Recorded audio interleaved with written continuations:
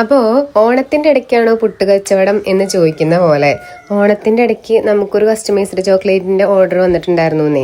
അതും ചില്ലറ ഓർഡർ ഒന്നല്ല കേട്ടോ, 150 ചോക്ലേറ്റ്സിന്റെ 2 കസ്റ്റമേഴ്സിന് വേണ്ടിയിട്ടുള്ളതായിരുന്നു കേട്ടോ. അതിന് നമ്മൾ 100 ചോക്ലേറ്റ്സ് മേക്ക് ചെയ്യണതിന്റെ വീഡിയോ ആണ് കേട്ടോ ഇതൊരു അർജന്റ് ഓർഡർ ആയതുകൊണ്ട് തന്നെ നമുക്ക് ഒട്ടും ടൈം ഉണ്ടായിരുന്നില്ല കേട്ടോ. അതുകൊണ്ട് കുട്ടിയുടെ ഭക്ഷണം കഴിക്കൽ വരെ നമ്മൾ വർക്ക് ചെയ്യണ സ്പേസിൽ വെച്ചിട്ടായിരുന്നു കേട്ടോ ചെയ്തിട്ടുണ്ടായിരുന്നത്. ഇതിൽ എനിക്ക് സന്തോഷമുള്ള മറ്റൊരു കാര്യം എന്താ വെച്ച് കഴിഞ്ഞാല് സെക്കൻഡ് ടൈമാണ് കേട്ടോ സെയിം കസ്റ്റമർ നമുക്ക് ഇങ്ങനെ ഒരു ഓർഡർ തരുന്നത്. കൂടാതെ കേരളത്തിന് പുറത്തേക്കാണ് ഈ ഓർഡർ പോകുന്നത്.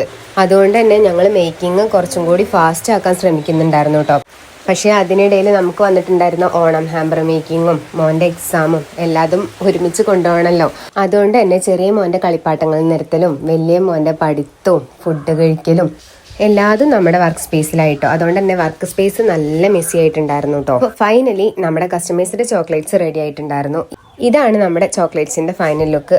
അപ്പോൾ ആർക്കെങ്കിലും ഇതുപോലുള്ള ഓർഡറുകളൊക്കെ വേണമെന്നുണ്ടെങ്കിൽ നമ്മുടെ വൈഷ്ണവും ഹോമിനേറ്റ് കോൺടാക്ട് ചെയ്യണം. പിന്നെ വീഡിയോ കാണുന്നവർ നമ്മളിന്ന് ഫോളോ ആക്കാനും കൂടി മറക്കരുത് കേട്ടോ.